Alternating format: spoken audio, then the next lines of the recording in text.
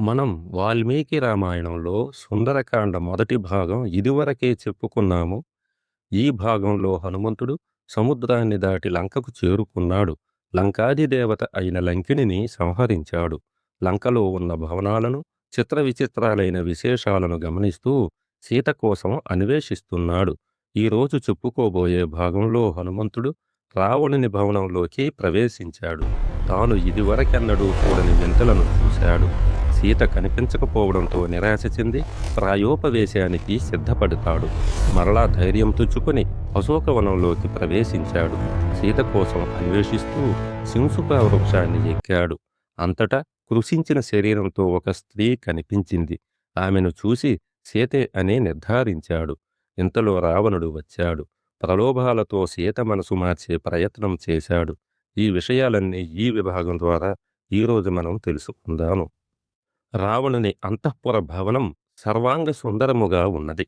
హనుమంతుడు సీతను అన్వేషిస్తూ ఆ భవనంలోకి ప్రవేశించాడు. బహువర్ణ శోభితమైన దుస్తులను ధరించి పడుకుని ఉన్న వేలాది మంది సుందర తరుణీమణులను చూశాడు. ఆ లతాంగుల రత్న ఖచితమైన కంకణములు, వడ్డాణములు, మంజీరములు ధగధగలాడుతున్నప్పటికీ వనహంసలతో మౌనంగా ఉన్న పద్మ సరోవరములను తలపిస్తున్నాయి. సాయం సంధ్య యొక్క ఆగమనంతో ముడుచుకున్న సౌరభయుత పద్మముల వలె మూసిన నేత్రములతో బిగబట్టిన పెదవులతో నిద్రిస్తున్న ఆ స్త్రీలపై హనుమంతుడు దృష్టి సారించాడు. ప్రమత్త స్థితిలో ఉన్న ఆ స్త్రీల శిరోజములు ముడివీడి వారి ఆభరణములు చల్లాచెదురుగా పడి ఉన్నాయి. వారి నుదుటి తిలకములు చెదరిపోయాయి. హారములు తెగిపోయాయి. వడ్డాణములు జారిపోయాయి. వారి దుస్తులు నలిగిపోయాయి.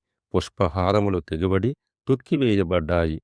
వారు ఏనుగుల చేత ధ్వంసం చేయబడిన పుష్పలతల వలె కానవచ్చారు. వారి మధ్యలో మనోజ్ఞమైన పట్టు పరుపుపై పడుకుని నిద్రిస్తున్న రావణుణ్ణి హనుమంతుడు చూశాడు. ఇంద్రుని వజ్రాయుధం, ఐరావత దంతం, మహావిష్ణు చక్రం ఆయుధముల వలన ఏర్పడిన గాయములు రావణుని దేహంపై ఉండడం హనుమంతుడు గమనించాడు. ఒకంత దూరముగా ప్రత్యేక శయ్యపై పసిడి ఛాయతో యవ్వనము, గాంభీర్యము, సౌందర్యముతో వెలిగిపోతూ నిద్రిస్తున్న రావణుని భార్య అయిన మండోదరిని చూశాడు. ఆమె సీతయే అని భ్రమించాడు. అయితే ఒక క్షణం ఆలోచించిన మీదట ఈమె సీత కాజాలదని నిర్ధారించుకున్నాడు. రాముని వియోగంలో సీత భుజించడం గాని నిద్రించడం గాని చేయజాలదని అనుకున్నాడు. ఆమె సీత కానే కాదని నిశ్చయించుకున్నాడు.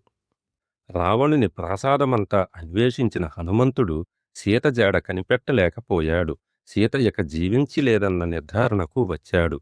సీత జాడ కనిపెట్టలేకపోయిన తాను ఏ ముఖం పెట్టుకుని తిరిగి వెళ్ళాలని బాధపడ్డాడు. అయినా నిరుత్సాహపడకూడదని నిర్ణయించుకున్నాడు. ఇంతవరకు వెతకని ప్రాంతాలకు వెళ్ళాలని తీర్మానించుకున్నాడు. సీత లంకలో ఉన్నదని సంపాతి చెప్పినప్పటికీ నిరాశే కలుగుతున్నది.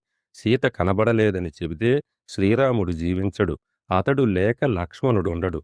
రామ లక్ష్మణుల మరణ వార్త విని భరత శత్రుఘ్నులు ఉండరు.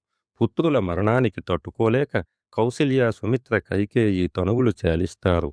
ప్రియమిత్రుల్ని వీడి సుగ్రీవుడు బతకడు. దానితో ఉమ, తార, అంగదులు తమ ప్రాణాలను త్యజిస్తారు. ఇది చూసి వానరజాతి ఈ లోకాన్ని వీడుతుంది. ఇందరి మరణానికి కారణం కావడం కన్నా ప్రాయోపవేశంతో ప్రాణాలు వదలడమే మంచిదనిపించింది మారుతీకి. కాని తర్కించి చూస్తే ఆత్మహత్య కన్నా బతికుండడమే ఎన్నో విధాల ఉత్తమమనిపించింది. చచ్చి సాధించినదేమిటి? బతికితే సుఖాలను శుభాలను పొందవచ్చు. బతికి ఉన్నవాళ్లు ఎక్కడైనా ఎప్పుడైనా కలుసుకోవచ్చు. అందుకే ప్రాణాలను నిలుపుకోవాలని నిర్ణయించుకున్నాడు. లంక యొక్క సమున్నత రక్షక ప్రాకారముపై విచారిస్తూ కూర్చున్నాడు. అకస్మాత్తుగా అంతవరకు అన్వేషించి ఉండని విశాల అశోక వృక్ష వాటికను కనిపెట్టాడు. అప్పటి వరకు వెతకని అశోకవనంలోకి వెళ్ళాలని తీర్మానించుకున్నాడు. హనుమంతుడు సీతారామ లక్ష్మణులకు, రుద్ర, ఇంద్ర, యమ, వాయుదేవులకు, సూర్య, చంద్ర మరుద్గణాలకు నమస్కరించాడు. అశోకవనంలోకి అడుగుపెట్టాడు. ఇంద్రుని నందనవనంలాగా ఉంది అశోకవనం. సీత కోసం అణువణువునా వెతికాడు. ఎత్తైన శింసుప వృక్షాన్ని ఎక్కాడు. ఆ వృక్షాగ్రం నుండి చూసిన హనుమంతునికి సమీపంలో ఒక తామర కొలనులోకి పర్వతంపై నుండి పడుతున్న జలపాతం కనిపించింది. పుష్ప సంభరితమైన వృక్షములతో పరివేష్టించబడి మనోజ్ఞముగా ఉన్నది. వృక్షంపై నుండి మరో దిశగా చూసిన హనుమంతునికి 1000 స్తంభములపై నిలిచిన ఒక సమున్నతమైన దేవాలయం గోచరించింది. ఆ దేవాలయమునకు ఎదురుగా మలినమై జీర్ణమై చక్కని పసుపు రంగు గల ఏక వస్త్రమును ధరించి ఉన్న ఒక స్త్రీ కూర్చుని ఉంది. ఆమె ఉపవాసం వలన కృశించినట్లు కనిపిస్తోంది. ధూమం చేత ఆవరించబడిన అగ్నివలె అనేక మంది రాక్షస స్త్రీల చేత ఆమె పరివేష్టించబడి ఉంది. ఆమె సీతే అని అనుకున్నాడు హనుమంతుడు. ఆమె ధరించిన ఆభరణాలను చూశాడు హనుమంతుడు. రాముడు చెప్పిన వాటితో సరిపోలాయి. ఋష్యమూక పర్వతం మీద పడిన ఆభరణాలు ఆమె శరీరంపై కనిపించడం లేదు. వీటన్నిటినీ దృష్టిలో పెట్టుకుని ఆమె సీతే అని నిర్ధారించుకున్నాడు. సీతాదేవిని చూడగానే హనుమంతుని కన్నుల నుండి ఆనందాశ్రువులు జారాయి.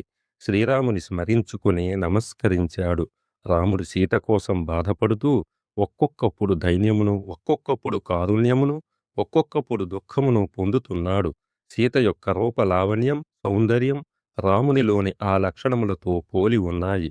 ఈమె కోసం లంకకు దూకివచ్చి రాక్షసులనందరినీ సంహరిస్తే అందుకు నిస్సందేహముగా సీత యోగ్యురాలే.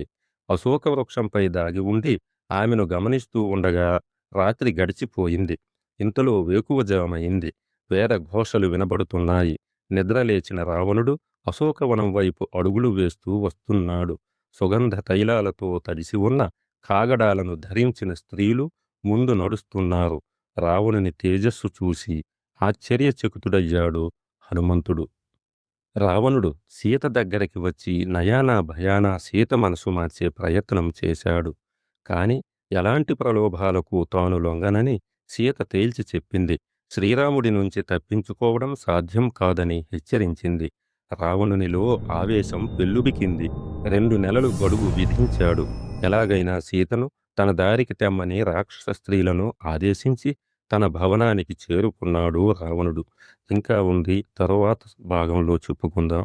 ఇక సెలవు. నమస్కారములు.